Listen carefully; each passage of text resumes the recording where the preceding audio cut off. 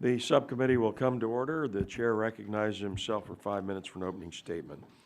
We're here today to discuss H.R. 4124, the Veteran Emergency Medical Technician Support Act of 2012, which would give states demonstration grants to study how to better integrate military medics into civilian EMT jobs. Emergency response is a crucial component of our healthcare system, as EMTs are often the first point of contact in a crisis situation, and their care can make the difference between life and death. Emergency response is even more crucial on the battlefield, where military medics respond to emergencies and provide care for the soldiers until a physician or other health professional can take over. These soldiers, trained as combat medics, become very experienced dealing with massive trauma, injuries, and other complex health problems. It seems that utilizing those with combat medic experience in our EMT workforce here at home would be good for the returning soldiers, good for the healthcare system, and good for patients. Many areas throughout the U.S. are experiencing a shortage of EMTs, both paid and volunteers, and military medics could potentially fill those workforce gaps. However, there are a number of issues keeping military medics from EMT employment. Most importantly are state licensing requirements, which can require duplicative training and education that is likely to be unnecessary for someone with significant experience. There's a need to better understand the differences in military medic training versus traditional EMT training and bridge the gap between the two to make it easier for our returning soldiers to find jobs. It is our hope that this bill would allow states to study this and streamline their EMT requirements for those returning from the military who have the experience so desperately needed in many communities. I look forward to hearing from our witnesses today, and I'd like to thank our witnesses for being here. I look forward to your testimony and now yield to Chair Emeritus of the Committee, Representative Barton. Thank you, Chairman Pitts, and thank you and Mr. Pallone for holding this hearing today. Helping veterans with emergency medical training transition to civilian service. This is a discussion that's long overdue. As we all know, our United States military forces have tens of thousands of veterans who have been trained as medics and who can make a contribution immediately, in most cases in the private sector, if they choose to continue that vocation. Once their service has concluded, sometimes, though, it's very difficult for them to find civilian jobs due to a variety of different state occupational license requirements. It is a fact that military emergency medical technicians are highly trained and offer the civilian market a heightened skill set, particularly when it's related to a trauma situation. We spend billions of dollars every year in the military to provide this medical training. We have over 21 million men and women who have served in the military. Of this number, over 2 million have served since September of 2001. We have a bipartisan bill that's introduced by Congressman Kinzinger, Congresswoman Capps, and other members that would help in this transition between the military and the civilian EMT market. The bill would incentivize states to initiate, under demonstration programs, a method to streamline the requirements and procedures so that the training and skill sets that the military veterans already have can be immediately recognized. Our veterans should not have to completely redo the medical training that they've already received in the military to receive civilian certification. I support the bipartisan bill, and I support this hearing. With that, Mr. Chairman, I yield back to you or to any other member the remaining time that I have. Mr. Kinzinger. Well, thank you, Mr. Chairman, and Ranking Member Pallone, members of the Health Subcommittee. And I want to express my appreciation to you for holding this important hearing on this, the Veterans Emergency Medical Technician Support Act of 2012. I also want to express my gratitude to Ms. Capps for working with me on this very important piece of legislation. Our corpsmen, medics, and soldiers receive some of the best emergency medicine training in the world, and they prove it every day in the battlefield, both in Iraq and in Afghanistan. Unfortunately, many veteran EMTs are required to take classes they've already completed in the military to satisfy the civilian licensure system, needlessly delaying their entry into the civilian workforce. This legislation would streamline the process by providing grants to states so they can make the requirements easier and streamline it with military EMT training to become certified civilian EMTs. In doing so, returning veterans will not have to start over at square one in their training, and they can enter the civilian workforce much sooner. And just to wrap up, I'll say last week's job numbers highlighted the incredible difficulty that returning veterans are having in the civilian workforce. So I think this is a very important first step. Again, I thank the subcommittee for having the hearing, and I yield back. Chair thanks, gentlemen. Now recognize the ranking member, Mr. Pallone, for 5 minutes for opening statement. Thank you, Mr. Chairman. I welcome today's hearing on the Helping Veterans with Emergency Medical Training to Civilian Service Act. As we continue working to improve the health quality and coverage of our nation, we have a unique opportunity and responsibility to address two very important issues that are critical to achieving that goal.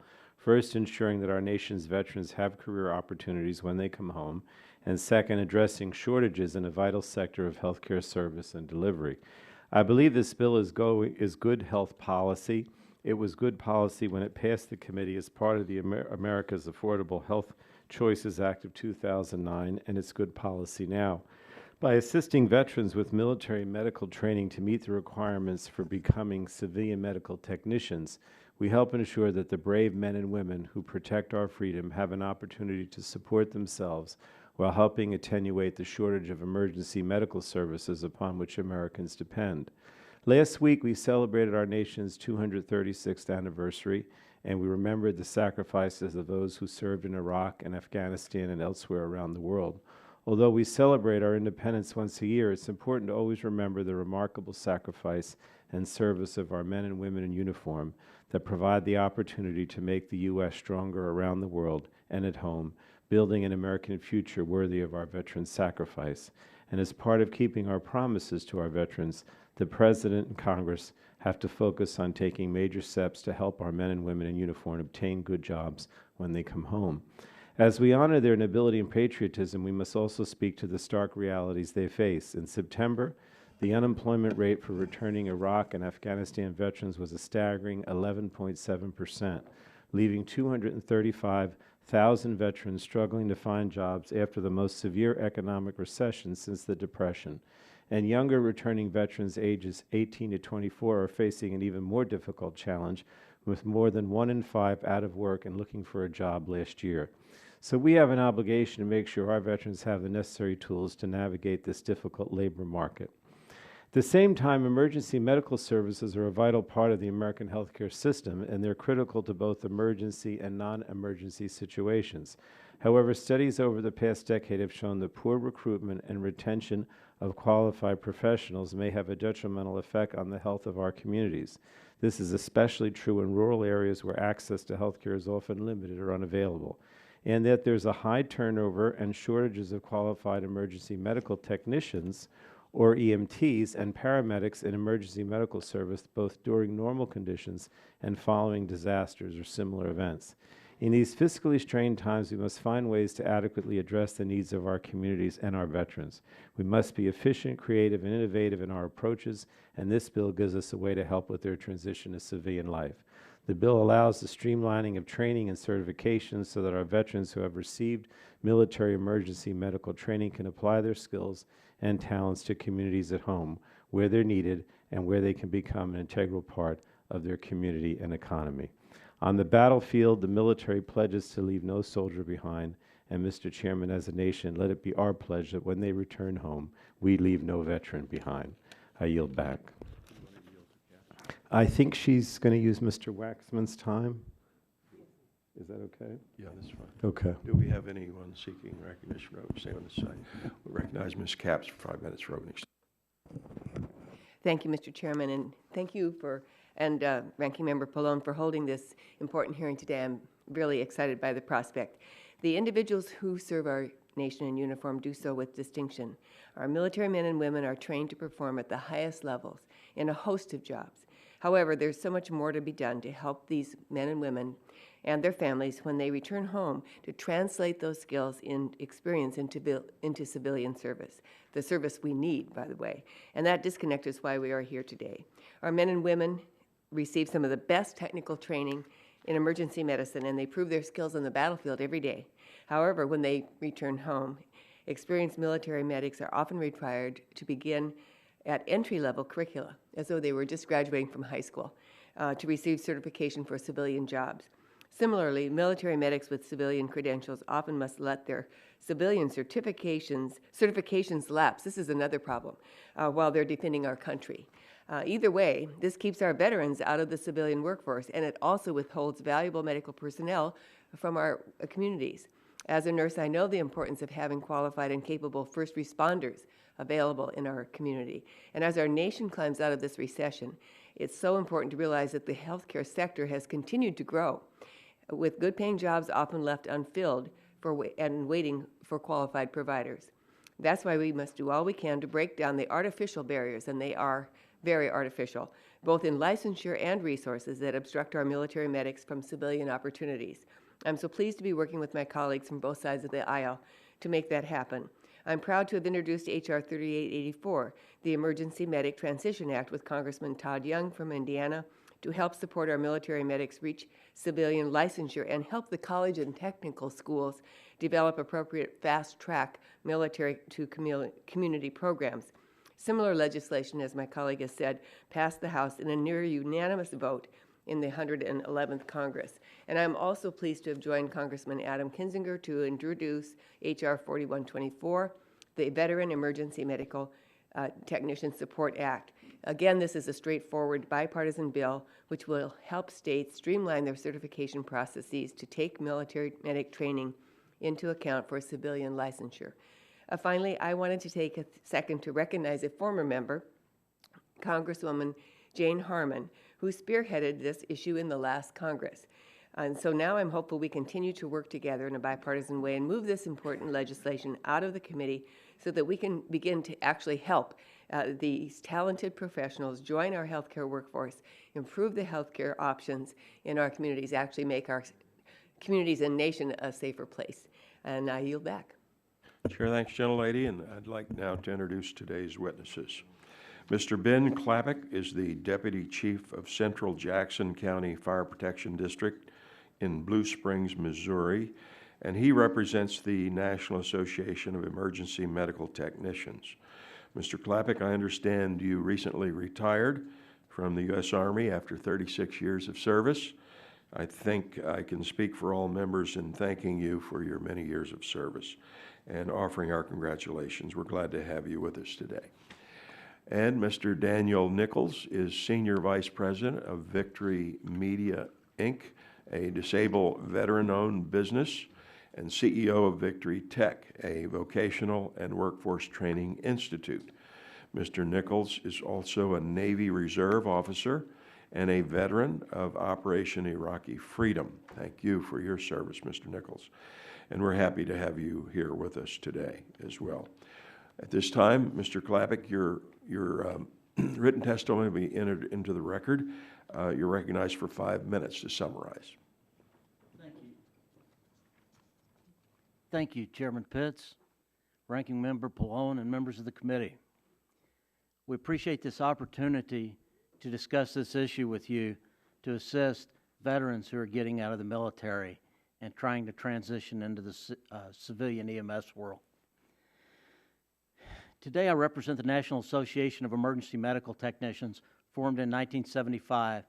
The association represents over 32,000 EMS professionals, first responders, fire department EMTs and medics, private, industrial, and other forms of even some of the military EMTs and paramedics.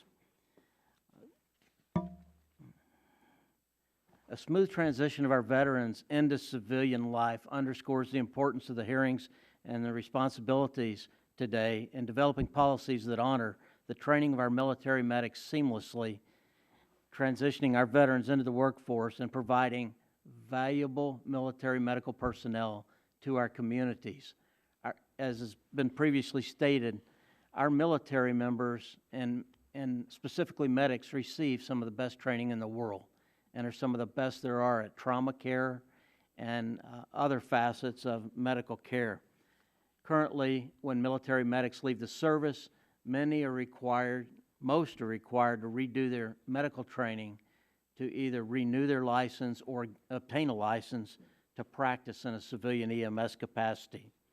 A Navy Independent Duty Corpsman, a Navy SEAL medic, an Army Special Forces medic or 18 Delta, and Air Force pararescue medics receive advanced medical training. Most of these medics can put external fixation devices on mangled limbs to restore an anatomical structure so innervation and circulation is reestablished to save a limb. They can put in chest tubes. They routinely perform surgical procedures, and they can even tie, some are even trained in vascular surgery, so we can tie vessels back together and restore circulation in the field in austere environments when we have to maintain a patient for more than 72 hours. These are procedures that are normally reserved for emergency rooms, operating rooms, and trauma suites. Unfortunately, these folks are having to complete an entire paramedic program over the course of a year plus to obtain a civilian paramedic license.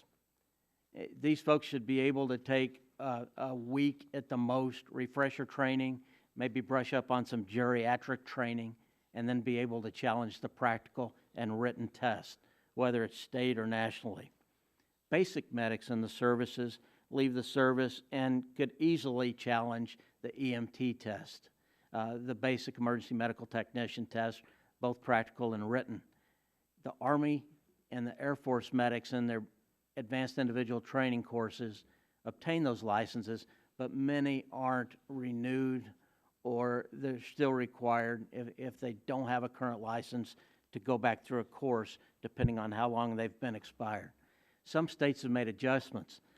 Texas, Arkansas, Missouri, Alabama, and Tennessee are just a few who have state EMS agencies that are willing to take these on an individual basis or allow medics with a little bit of refresher to challenge a test and become licensed. However, right now, for example, Kansas City, Missouri Fire has 26 paramedic openings, and they don't have people applying for the jobs because there is a shortage. Olathe Fire in Kansas, a southern suburb of Kansas City, has 6 openings, and as most of the suburban departments require an EMT or a paramedic license to come to work. And streamlining this would really help our veterans. National Registry of Emergency Medical Technicians offers 90 days of leeway upon return to work with this. And Bill Brown, a retired pararescue jumper, was a former executive director and really helped us with that. This subcommittee has the potential to help veterans return to work upon their completion of military duty and reduce unemployment among veterans. NAEMT wholly supports any process and legislation that helps military medics transition into the civilian world and use their skills and expertise to make our communities safer and better. Thank you. Chair, thanks, gentlemen. Mr. Nichols, you're recognized for 5 minutes for opening statement. Congressman Pallone, members of the committee. Press your button there. Yeah. Sorry about that. Chairman Pitts, Congressman Pallone, and members of the committee, I appreciate the opportunity to testify before you today. I am Daniel Nichols, and I offer my testimony to you as an OIF veteran, a member of the Navy Reserve, and one of the growing number of veteran entrepreneurs who's dedicated their time and creative efforts to creating jobs and successful business enterprises that are capable of returning value and resource back to my military family and to our local community. For far too long, we've known precisely what the challenges are in military transition. And as a nation, we've been unable to adequately address the perceived gap between military training outcomes and civilian workplace skills, and that includes the healthcare sector. Our military members have skills, and they have no problem being put to the test to prove their competence. As recruitment director for a prominent health system, I led the development and implementation of a new competency-based selection process for emergency medical technicians and clinical technicians across our hospital system when we are facing significant turnover and shortage. At the time, my team of recruiters handled about 85,000 resumes for these positions. The vast majority of the applicants were unqualified. The workload then was grueling. The conditions which persist due to high unemployment resulted in costly turnover.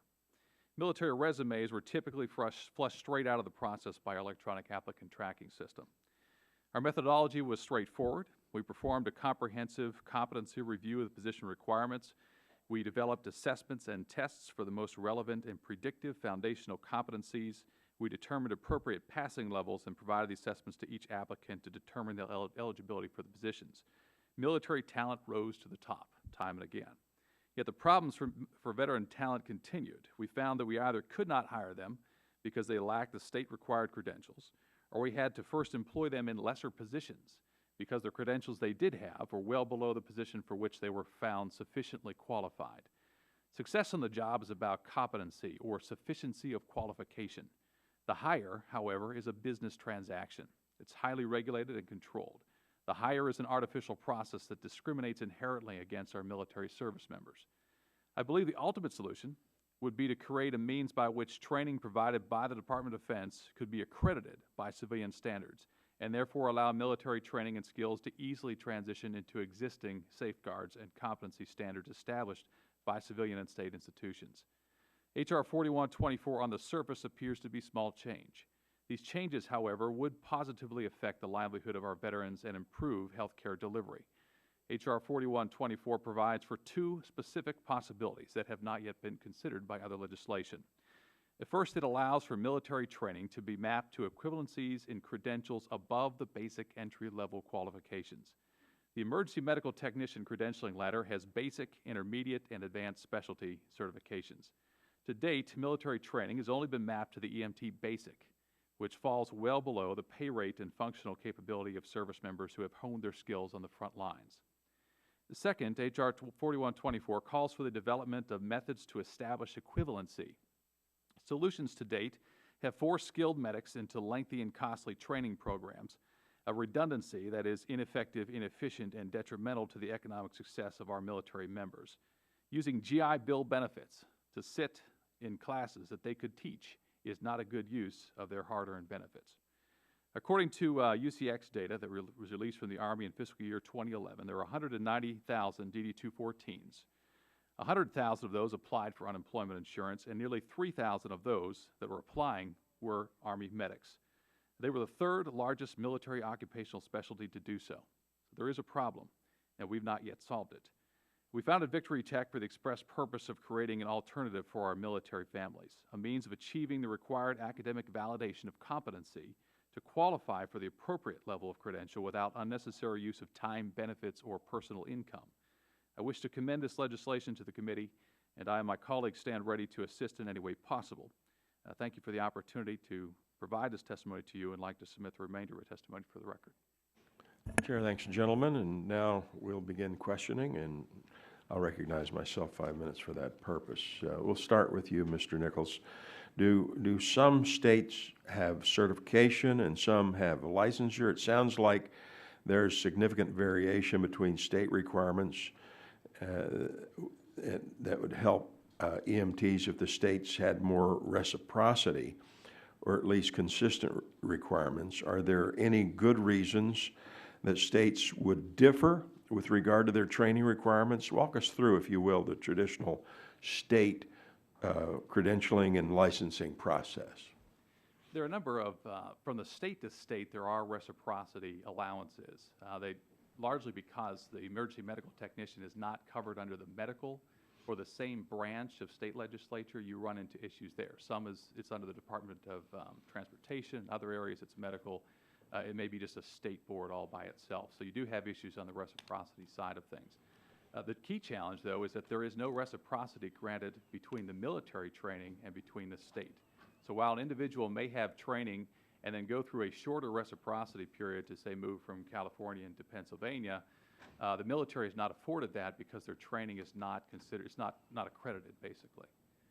So the key challenge that you do find from that reciprocity side is, yes, there are differences. There are different areas of state government It is a state license typically, which means that it's personal property, so it is controlled in the state level, and that's why I think your legislation is a good approach, because it has to be a state solution to figure those things out. I think national certifying agencies have made the greatest effort and are stand there in place to try to create the reciprocity and a equalization of the credentials and requirements. And that's extremely important, but not all states actually recognize or embrace that, or they add on to what has been established by those national agencies like my colleague represents today.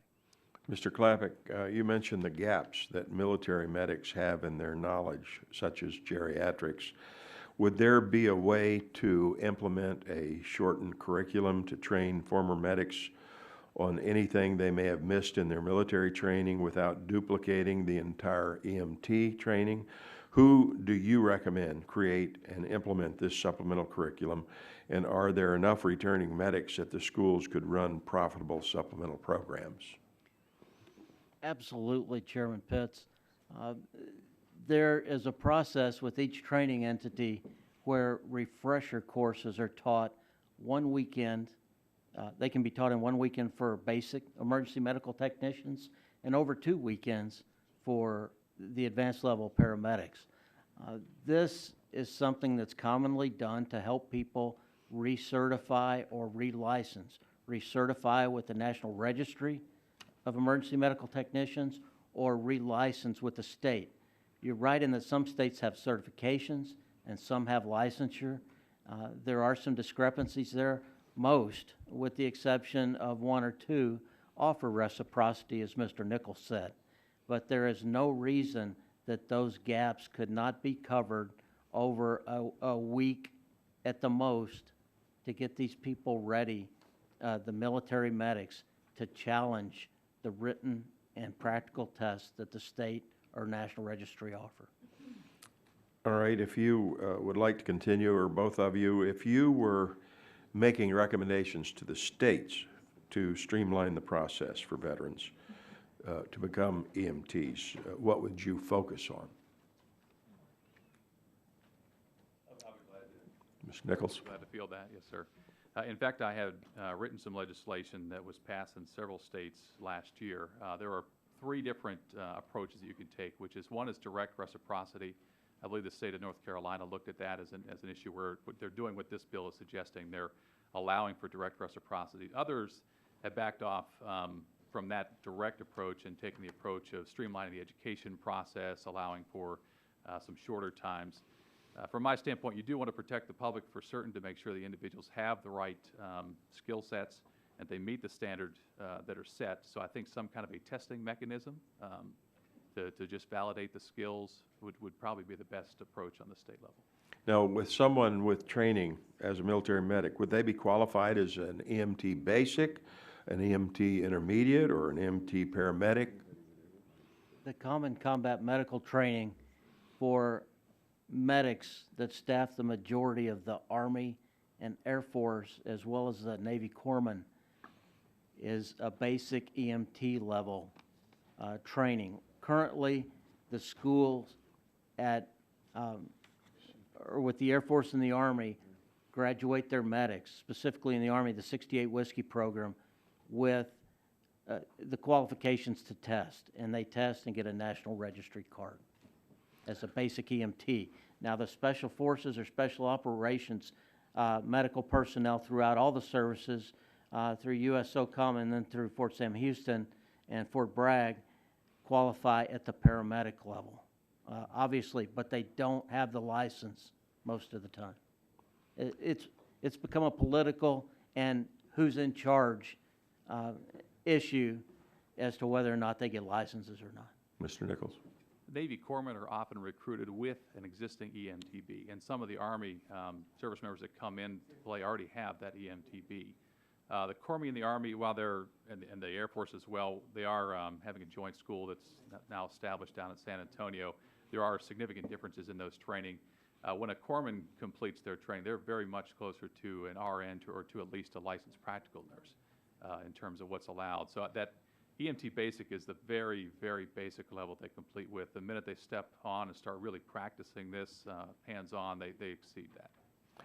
Chair, thanks, gentlemen. And now Recognize the ranking member, Mr. Pallone, 5 minutes for questions. Thank you, Mr. Chairman. I wanted to start with Chief Klavik. I want to thank you for your service and your testimony, and you've explained to us the challenges that many veterans face when entering the EMS workforce, classes, clinical work, waiting for a test date once they've completed all the coursework, and all these issues can delay the licensure of qualified veterans, sometimes for many months. So I had two questions. First, if you could address the costs associated with achieving the training and education required. What are the costs? And then what about the opportunity cost for veterans by investing in that training that may be redundant? In other words, they can't get another job, they're out of work while doing that training, they could be doing something else. So I wanted you to address those two things, actual costs, and then what it might mean for the individual, because they're doing this redundant training, then they could be doing something else and they're not making any money. Yes, sir. Mr. Pallone, it varies across the board as far as EMT training and paramedic training. An EMT course may be anywhere from $500 at a local small fire department to $1,500 at a larger department, to the cost of a semester of schooling at a community college to obtain that, as well as the $150 or whatever is paid to test, depending on the testing entity. So that's the real cost. The paramedic school can routinely run $5,000 or a year's worth of community college tuition, plus testing costs that are similar to the EMT. In reality, if a service member has to spend a year in college going 2 or 3 days a week throughout the day or evenings, they're limited to part-time work to meet the schedule of that.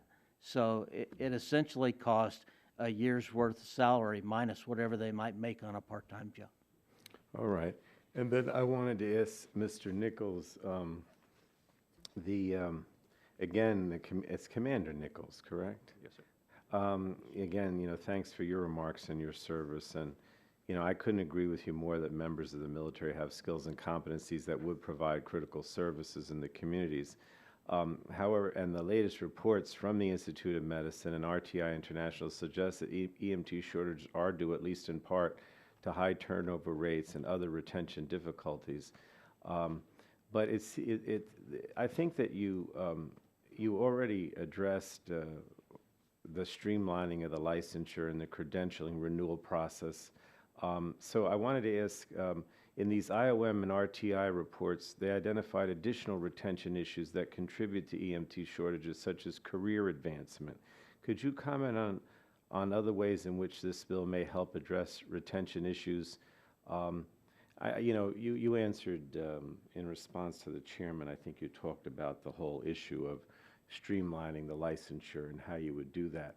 But talk a little bit about the retention issues and to what extent we need to address career advancement and how this bill would get into that.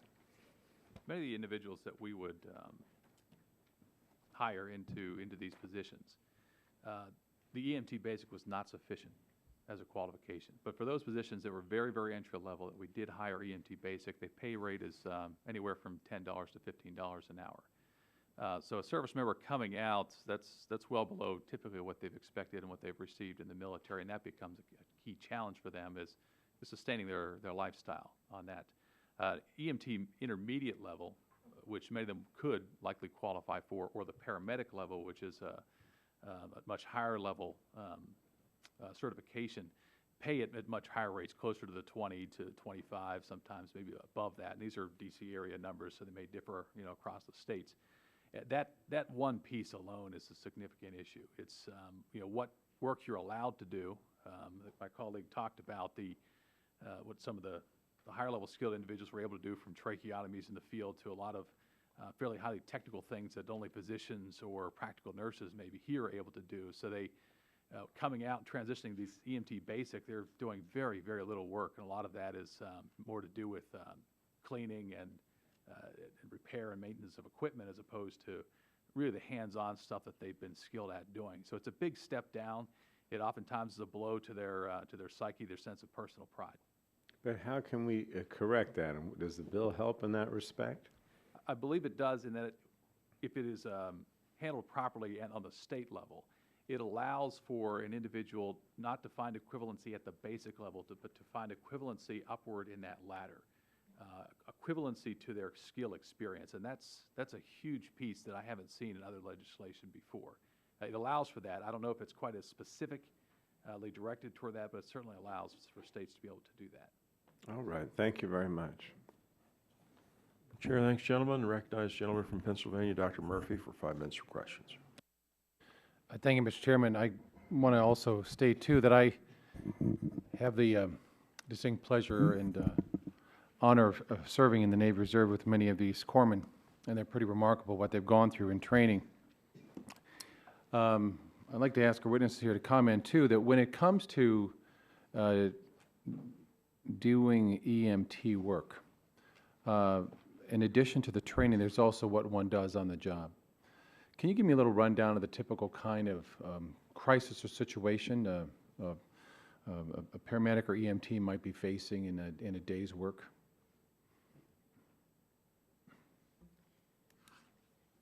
Yes, sir. Congressman, Doctor, it can be, a day's work can be anything from multiple post changes without running a call on a patient to call after call after call, responding from one call, clearing the hospital quickly to run another one. And it may be anything from, whether a large system or small system, anything from holding the hand of a 96-year-old patient and making them as comfortable as you can on the way to the emergency room, back to their residential care facility, or anything like that, to treating gunshot victims or explosion victims and being in hazardous environments while we do that. The day varies greatly, and that EMT and paramedic have to work as a team, regardless of how many are there, and within their scope of practice. Given that, I imagine a lot of people go through the training, the book training, the course training, the lecture training, and yet when they actually get on site and they're dealing with someone who's a gunshot victim or who's in a horrendous auto accident or pulling someone with third-degree burns out of a fire, I imagine that the horrors of the situation itself also weed some people out. Some people say, this I can't do. Am I correct in that? That's correct, sir. That's not something you can necessarily test for or question for when someone's applying for the job. That's correct. We do background checks. In my educational facility, we do further testing to try to weed some of those folks out, but they're few and far between. In reality, once you go through the training and the clinical work, you know whether or not you'll make it on the street. And once you get out on the street or whatever environment you're working in, you do what you're trained to do, and you let the emotional part come later. And running a SIDS baby is a prime example. You do what you're trained to do and try to resuscitate the baby if they're viable at all. But afterwards, you get to the emergency room and transfer care or back to your station, once like a pediatrician told me, and we go home at night and cry like anybody else or call our spouses and say, give the kids an extra hug. So you can weed those people out, and of course with PTSD, it adds up over time, just like it does with soldiers and Well, you may guess where I'm going with this, and that is that this is part of the training that you just can't deal with in a classroom. You can't talk to someone about this. And this is an incredible skill that many of those who've gone through corpsman training and experiences in Afghanistan and Iraq bring to the situation where they can probably be a source of strength in teaching to their colleagues. How do we make sure that we account for this, and ask both of this, in terms of, it's not just a matter of giving them credit for what they've already learned, but those things that happen in the classroom at the battlefield and putting someone back together, dealing with some of the atrocities of war, some of the things that we know that the Al-Qaeda and Taliban do to children and torturing them and damaging them. I'm thinking here of a book called Outlaw Platoon, written by Sean Parnell, a bestseller where he spent some 400 days in Afghanistan, and particularly outlines the story of a corpsman there who probably ought to be nominated for the Congressional Medal of Honor, who was running from wounded soldier to soldier in his platoon. They were shot up while he was getting shot himself, with incredible courage under fire. And I want to make sure that such people are getting credit and opportunity to have jobs. It almost seems silly to me that we have to have an act of Congress to do this. So perhaps if each of you could comment on why we need to move forward on a bill like this quickly. Go ahead.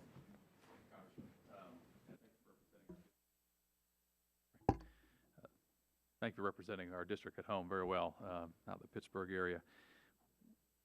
I had the privilege as well to serve as a Navy chaplain. We served right alongside the medical corpsmen and did so throughout Iraq, and to watch them work as a team, to see leadership develop and leadership expressed, that is absolutely something you cannot train. The challenge that they find in coming home is too many barriers, too many people saying no, too many regulations and long processes of filling out paperwork and following this step and that step and talking to the right person. We learned that as Navy personnel, how to kind of work through the system. That's fairly difficult, but it's a challenge for them when you try to start feeding your family and to do that at the same time. The other challenge they bump into is that issue of liability, and so there are a lot of strictures that our civilian hospitals will really make sure you don't step over and do more, and that becomes that additional challenge. But I think to take that leadership piece that has been honed, you can't grow it, but we could sure use that on the front lines in our communities. Chair thanks, gentlemen, and now recognizes the gentlelady from California, Ms. Capps, 5 minutes for questions. Thank you, Mr. Chairman. Thank you, each of you, for your excellent testimony today from your perspectives. Both your testimonies expressed very clearly that there are a host of contributing barriers to a smooth transition from military to civilian service. I agree with you that H.R. 4124 is an important step toward breaking down some of these barriers, but there are other roadblocks noted in your testimony that would also have to be addressed, and I'd like to get to maybe a few of those in my time with you. Mr. Klavik, or Chief Klavik, excuse me, I want to use your title. Can you speak a bit more about the potential issues around medics finding and facilities developing refresher or booster EMT courses to satisfy any gaps in military training? Geriatrics was one mention that I think that can be sort of filled in quite quickly, but I'll start with that question to you. Thank you, Congresswoman Capps. It can be done at the training entities. No. And it has been done in some states at the training entities. As far as what does this person need, you know what, they can spend a weekend with us, and our training entity specifically has done that, and they'll spend a weekend with us, and then we get them signed up for a test to challenge the test. Mm-hmm. That is where the refinement lies. The National Highway Traffic Safety Agency has gone so far as to help rewrite and reclassify some of the curriculum so that it's more malleable to put people through this streamlined process. Makes it a little easier to do. So, agencies like ours, NAEMT, puts in their employer guides how to help make this happen, and we embrace veterans. Veterans get credit at our institution or mm-hmm. my place of employment, as well as many others, and we bring them. We give preferential treatment to hiring veterans because we know they've seen what Congressman Murphy addressed. We know what their mm-hmm. leadership skills are, as Mr. Nichols or Commander Nichols talked about. But it all goes to the training entities and the states allowing them to do that, and that's what we do. You can absolutely get somebody prepared in a weekend or a week to challenge the test. So there's some good models out there for how to do this, and states, and your agency, your found group is prepared to give advice and sort of support this transition should states wish to go down this path. Yes, ma'am, and we do that now. We've developed a guide for deploying soldiers who have licenses or members of NAMT, and we have also developed a guide for the employers to help these folks keep them licensed if they have a license, and if not, help them license when they get back. Right. Yes, you. there Thank are you some so- states, those I mentioned, Texas, Right. Missouri, Alabama, That's good. several of those. It's good to know. Tennessee. So thank you very much. And Mr. Commander Nichols, your testimony noted the sheer cost of taking the certification. That's a barrier for some of our returning vets, isn't it? Returning soldiers. Absolutely. And again, it typically when an individual chooses where they're going to take that that certification or whatever else remaining skill level that they need, they'll take the quickest path there. But oftentimes they also want some of the more expensive options that may have a better name or better brand associated with it. And I think where we hope that this bill will help to address is that they don't use their benefits to retrain on skills they already have. Use the benefits Exactly. to take the next step and the next level in their career. That's why I believe it was created after World War II to begin. Right. And these are important considerations, and they kind of go beyond the scope of HR 4124's focus on state certification changes. They are issues that I addressed in another bill, EMT bill, HR 3884. So, Mr. Chairman, I'm hoping this committee will also look at this companion piece of legislation in some future hearings or markups on this matter. There is a lot here that can carry us a great deal. There's also some more that we could do to ensure that we're doing all we can to remove every barrier that we can to make this successful transition for our medics. It's such an important topic. There's another one. I just have 2 seconds. I'll put it out on the table in case there's another way to explore the barriers that exist for current EMTs, civilian EMTs who want to join the National Guard. That's the sort of the flip side of this. But it's also of very big importance to both of you and I think to our Congress as we're talking about getting out of this recession. Thank you, and I'll yield back. Chair thanks gentlelady and recognize gentleman from Ohio, Mr. Latta, for 5 minutes of questions. Thank you, Mr. Chairman, and Colonel and Commander, thanks very much for being with us today. I greatly appreciated your testimony. And Colonel, if I could just kind of back up to what you said a little bit earlier, and the questions going to some of the difficulties that were at the state level. You said it becomes kind of a political issue. Do you want to explain what you meant by becoming a political issue? Yes, sir. It deals with who's in charge of the Bureau, if the Bureau still exists. Some bureaus of EMS in certain states have been eliminated for budgetary reasons. And they fall under some other area of health or public safety. As far as the politics of it, it depends on who's in charge of the licensing agency at the time. And for example, in Missouri, we have a veteran in charge, the director of the Bureau of EMS, and he takes veterans' issues on a one-by-one basis and helps these veterans get licensed in the most efficient and quickest way possible, but still making sure they have the qualifications. When he retires in January, we don't know who will go in there, but it's possible someone without his knowledge or passion for veterans employment. And that gets to be an issue, much like in the military schools. Depending on who's in charge of that specific school, they may or may not like the National Registry certification, or they may or may not like the Texas certification in the case of Fort Sam Houston and licensing process. If they don't like it, then these medics and EMTs start coming out of school without licenses. And if they do like it, then they're given the opportunity to test and all the training they need to test. Let me follow up, if I could. You said that the gentleman that you said that's going to be retiring does it on a one-on-one basis, but wouldn't it be easier if he look at everybody and say that all these people that graduated or came out of the Army medic or the National Guard, pardon me, not National Guard, but the Air Force, or if they're Navy corpsmen, that they could already categorize them so you could just already say they're qualified and, to save that time? Absolutely, Congressman Latta. And last session, I believe Representative McCaffrey introduced a bill that should come up this time for passage this next session, doing exactly what you said.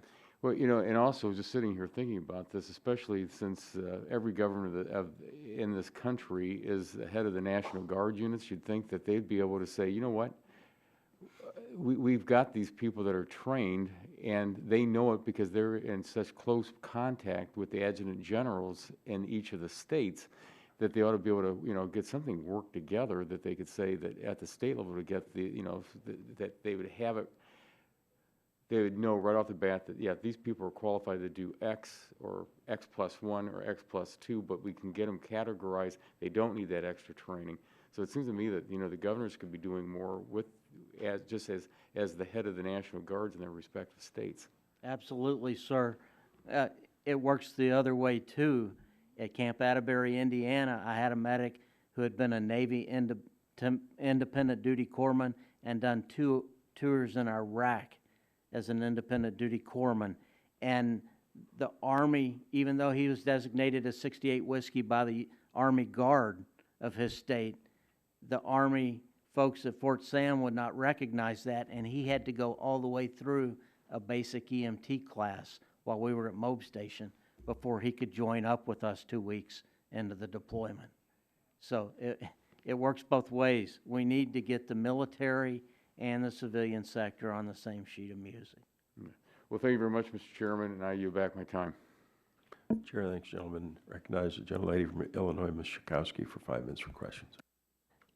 Thank you, Mr. Chairman, and thank you, gentlemen. For a number of years now in Illinois, I've been working with an organization mostly sponsored by the Teamsters Helmets to Hard Hats, and I think there's another organization or focus, Heroes to Healthcare.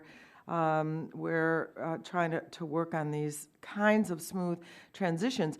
I mean, it makes so much sense. We're spending sometimes $100,000 training individuals in the military, and then they come home, and these skills are not recognized. In Illinois, we've made some progress on members of the military who have been driving trucks getting commercial driver's licenses. So that's one area. But clearly in this area of EMTs, when we have the most extreme conditions on the battlefield, that would perfectly meld, and thank you for the progress that you've made.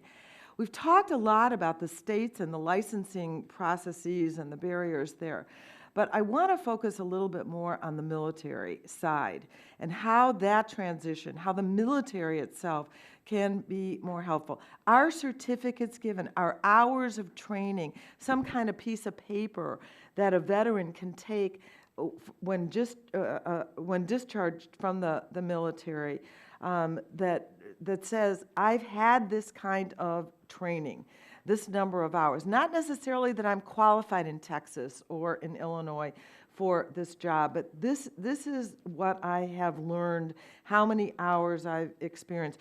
You talked about in your testimony talking with veterans on a case-by-case basis. This is Missouri. I mean, isn't there some way of routinizing that in a better way so that the person doesn't have to explain individual by individual, but have a piece of paper? Commander, either one of you who really knows how to answer that, or both, I would appreciate it. I'd love to jump in there, Congresswoman. And I am very familiar with the work the Teamsters are doing with Helmets to Hard Hats and Heroes to Healthcare. They're doing excellent, outstanding work, have for many, many years now. The key challenge that you find is in order for that training to qualify against the credential or the license, it must be provided by a licensed or accredited school. The military is neither licensed nor accredited. And that's what I've really boiled it down to is the key issue. The Department of Education and its accreditation councils do not recognize the Department of Defense as an accredited training institution. Therefore, all the training that comes from them cannot be, unless some specific legislation says so, accepted. Well, isn't that sort of the bottleneck then? Isn't that something that we ought to directly deal with, is acknowledging the military as a place that is qualified and certified? Yeah, ma'am, if there's one area where there is a national ability to take action, that to me is one area where there's a national ability to take action.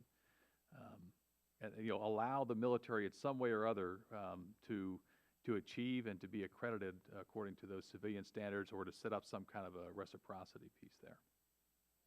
I heard the chairman talk about reciprocity, so that's it. And did you want to add to that, Colonel? Yes, ma'am. Our Military Relations Committee within AMT has recently done a gap analysis on the military medical training, and there is no consistency between the different schools. The Army doesn't train exactly what the Air Force trains, and they don't train what the Navy trains. So there's a lack of consistency with the training, and that leads to a problem with reciprocity. In addition, well, let me just interrupt for a second. So then maybe we can work with the military to make sure that if it's a couple more hours of this or something instead of that it's with an eye toward discharge and what they're going to do afterwards. yes, ma'am, and we've worked with this reciprocity issue in the military and in the civilian sector for several decades now, since EMS came about. It's constantly been an issue. And one thing that we're doing with our checklist for employers and checklist for deploying civilian providers is saying, get all of your training records. It's up to the individual soldier, sailor, airman, or Marine, when they get out, to get all their training records from mobilization station and what they may have received overseas. And then they can take that to the state and say, here are my training hours. It might not be part of your curriculum, but I have 3 weeks of hazmat training. And that goes a long way towards satisfying some of the requirements. Right now, reciprocity is hit and miss. I just want to say, I want to work with whoever's taking the lead and try. I just think this is something that we can figure out together and with the expertise of people like our witnesses. Chair, thanks, gentlelady. Now I recognize the gentleman from Georgia, Dr. Gingrey, for 5 minutes for questions. Mr. Chairman, thank you for the recognition, and Ms. Capps, thank you for your comments. Ms. Schakowsky, absolutely, and I'm one on this side, ready, willing, and able. I don't know whether I'm able so much as ready and willing, but I want to thank Lois and Adam and others that have put together this piece of legislation, because clearly it seems to me, and Congresswoman Schakowsky just made this comment, why in the world wouldn't there be consistency, at least some consistency across the services in regard to the 68 whiskey designation, the same that you would have in the Air Force and the Navy as well as in the Army. I mean, if you've got a soldier that's hit by a torpedo or run over by a tank or shot by a sniper, you got pretty much the same amount of damage in the what you need to do to save their lives, and it seems to me that there should be consistency no matter what branch they happen to be in, and the accreditation should be granted across all service lines, assuming that they have developed that consistency of training. When doctors who are fully trained and accredited and licensed, whatever subspecialty and from whatever state, when they go downrange for a couple of years, do you think that they don't continue to get accredited and have continuing education during some part of that deployment time? Of course they do.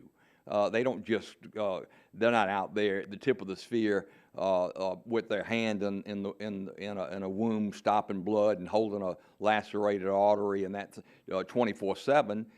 They clean up, dust off, go back and take a course periodically during their military training. I'm sure the same thing exists for these EMSs, and if it doesn't exist, it's deplorable if they're working 24/7 and have no time to go in a classroom and keep their skills up and keep that accreditation, particularly those who come into the military who are already licensed as paramedics or EMTs. I mean, it should be a no-brainer.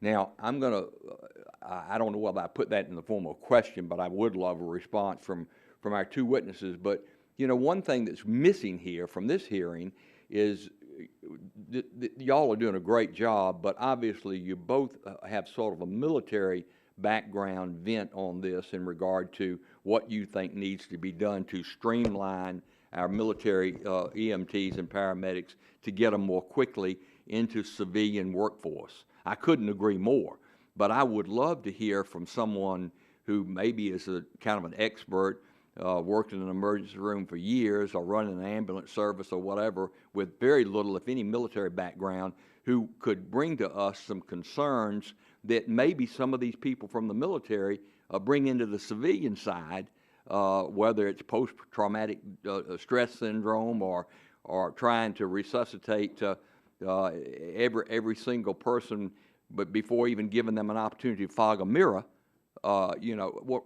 So maybe y'all can comment on that a little bit as well.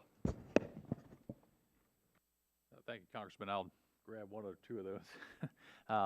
The first side of those, when I first became director of recruitment for actually it was Inova Health System in the area here, I did a survey of all the hiring managers across our facilities there, talking specifically about this issue of military. And it was 100%, it wasn't even 90%, that yes, they would take military hands down. Obviously, they want to make sure the skills are there to meet the requirements for the issue of liability's sake, but absolutely would take military hands down. For the other question, the first portion of that, there has been about $2 billion or so invested in the new training facility down in San Antonio, which is a purple training facility for healthcare technicians from the E5 and below level. And for what I understand, all services will be transitioning through there. They can hold up to 8,000 students a day, and will train about 24,000 students per year through that facility. Now, will the courses be the same? Probably not right immediately. Even among the chaplain corps, and we made a purple training facility for all the chaplains going through. We still had separate buildings for the Navy, the Army, and the Air Force, and kind of did a little bit of our own thing. As long as that, when you break it down to the competency level and you look across all the curriculum from a competency standpoint, and find those similarities, and then allow them to maybe add on what they might need for, say, sea service, I think you'll find some similarities. I think they're moving in that direction right now with the investment that you're seeing on the Department of Defense, but still it doesn't address the issue that they are not an accredited training facility. From the state side, that's still an issue. Chair thanks, gentlemen. Recognize the Ranking Member Emeritus, Mr. Dingell, 5 minutes for questions. Thank you, Mr. Chairman. I commend you for holding this important hearing today. As a veteran myself and as a student of military history, I find this piece of legislation to be a no-brainer. It is more than a twofer.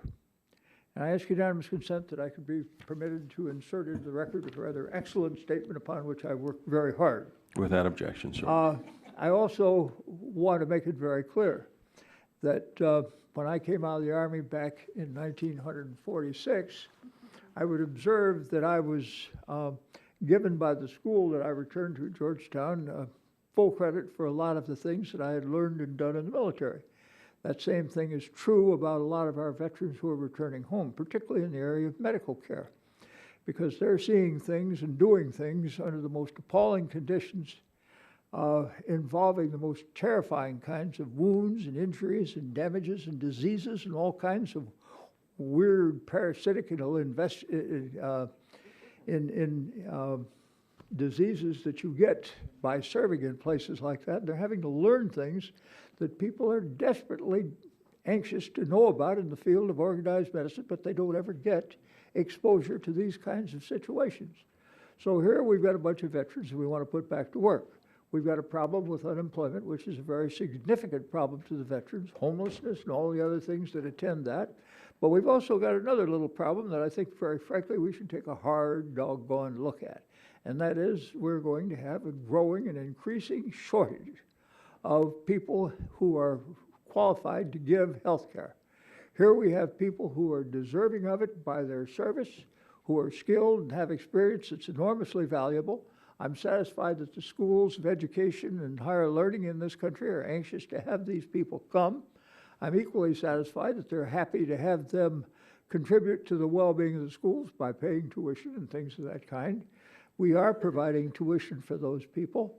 But in addition to that, we have the opportunity to see to it that all of a sudden we get an influx of valuable people who saw the need for this kind of service while they were in the military. So we're going to give them, we've already given them a lot of training, including ongoing training, which they get in the service, dealing with their particular specialties. Now, I've talked to a lot of the people in the military who are doing this kind of work, and it's very clear to me that they want to continue in this kind of area. They want to make a contribution. And if you look, you'll find a lot of the people who are corpsmen and other things have plans to become nurses or have plans to move on into being specialists in some kind of disease or to have a doctor's degree or something of that kind. And these are a tremendous resource, and I don't see how we could do other than to save the money that it takes to put those kind of people to work, to see to it that they have the opportunity to benefit themselves and benefit the country by their skills that they've learned, and why we can't move about speedily to moving this legislation forward. So I congratulate you for the hearing, Mr. Chairman. I urge my colleagues to support this legislation. I congratulate the authors of the legislation because it's going to be something that's going to be useful. And to our witnesses in the committee, if you have some comments, I'd be delighted to hear, starting with you in whichever order, Mr. Schlappak or Mr. Nichols. If you have some comments to make, you have the remainder of my time, which is 1 minute and 19 seconds.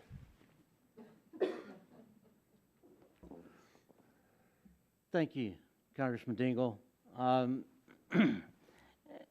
The military can set the baseline here, much like Mr. Nichols talked about on the training at Fort Sam Houston in San Antonio.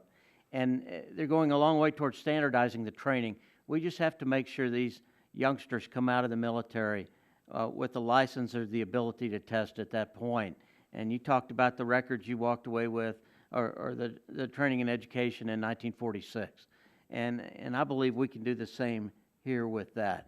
If you can't, you're wasting a lot of something. Say again, sir? If you can't, you're going to be wasting a lot of talent, skills, and money. Yes, sir. Agreed. Thank you, Congressman. Thank you for your service to our nation. And I'm sure you know probably more than most of us that really the foundation for the community college system and the workforce system of the country is based on the return of soldiers from World War II. And we've come a long way and a lot of good work that's come from there. But in some respects, that transition from out of the Medicine military is so much more beneficial today and so much better. And they're dealing with new things that we never had to deal with.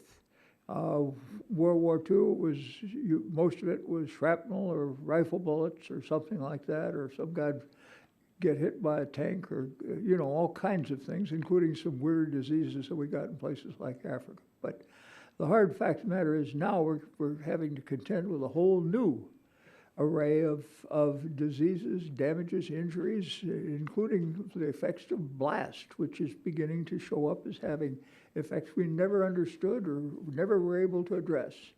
And these people have got skills that I think in many ways exceed those which are available through the training programs we now have, or through the organized system that we have of delivering medicine, hospitals and things of that kind. A lot of this stuff is brand new to American medicine and the medicine of the world. But you go ahead. I interrupted you, and you have my apologies. No, sir, with that, I concur. Thank you. All right, Chair thanks the gentleman, and now recognize Mr. Kinzinger, one of the authors of the legislation, for 5 minutes for questions. Thank you, Mr. Chairman, again for holding the hearing and allowing me to ask some questions here. Actually, as I was sitting here, this didn't intend to be part of my questioning, but I'm actually a major in the military, in the Air National Guard. I'm a pilot, and the one thing that really hit me is when I finished pilot training in 2004, I went to a FAA examiner, and I took a test. And I actually had a master question file that you study, and I went and I took a very quick test, and immediately my training in the military transferred to an instrument rating. It transferred to a multi-engine rating, and also a rating in the various aircraft I flew with the military, all by taking a test. I didn't have to go and get retrained and get my civilian equivalent of an instrument rating. I got it in the military. I didn't have to go get my civilian equivalent of a multi-engine. I got it in the military. And so from the piloting perspective, they recognize that what you learn in the military should transition to the civilian force. In fact, we see that every day when you see military pilots that do their 20 years, and then they go get a job with United or American or one of the airlines, and if you're lucky, FedEx or UPS or something like that. But so when you look at where and I don't see being a pilot as being much different than an EMT. You're faced with situations. You learn how to control a situation, how to address it, and how to move on. And very recently, actually within the last few years, the FAA also began to recognize an instructor rating in the military as well. So if you're an instructor pilot in the military, you used to have to come out and actually go through the whole instructor rating process civilian-wise. A few years ago, they said, you know what, that's stupid. You're an instructor on the civilian side. Guess what? We have not had major catastrophes as a result of it. In fact, we got a whole new breadth of talent, I think, into the civilian piloting world as a result of that recognition. And I see this as not very different from that. I see this as the same kind of idea, and I think something that can be learned from what has happened in the piloting community. But here's a question for both of you. So we talk about somebody coming out of the military and being able to transition to having their civilian EMT equivalent. What do you think, and maybe not an exact, but kind of a general, what would be a basic time frame? Obviously, somebody can come in and say, hey, I was a civilian, or I was a military EMT in 1991. They probably should not be granted immediately the ability to transition to a civilian EMT. So there has to be some kind of a time limit. Maybe it's a year, maybe it's 2 years. I just wanted to get your general thought, we'll start with you, Mr. Nichols, on what you think would be a good time frame between I came out with this military experience and now this can transition to a civilian side. I believe since the transition out of the military is typically not a surprise for individuals, that they should start that process and be allowed to start that process before they get out so they don't have a gap in between the two.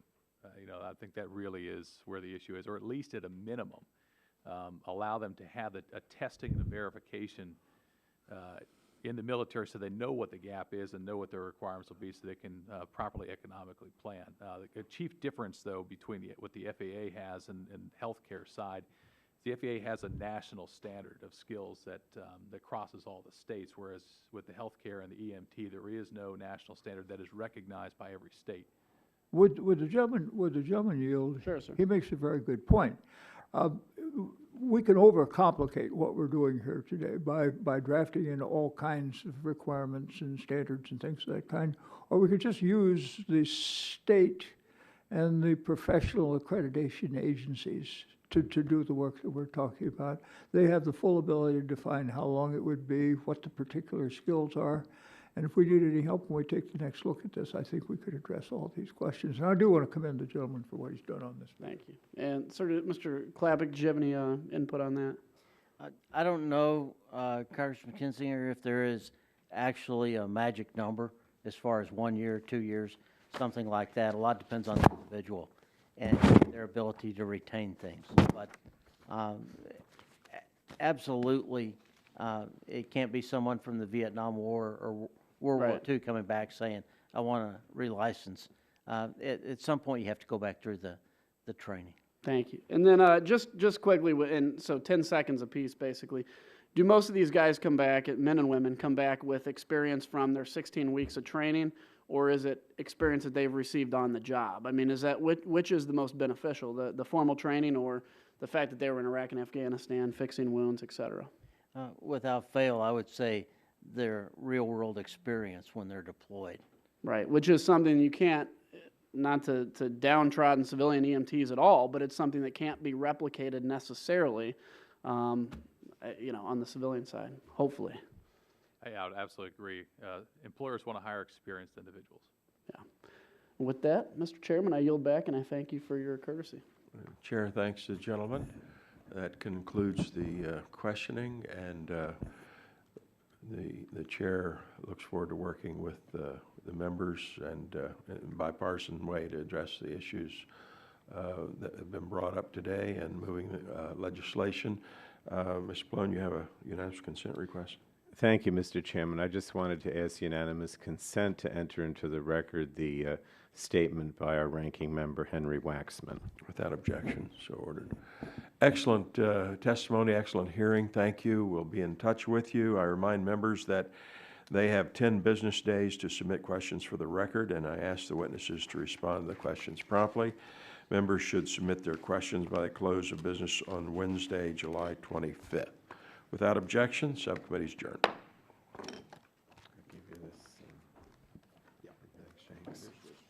Thanks, Joe. Hey, thank you.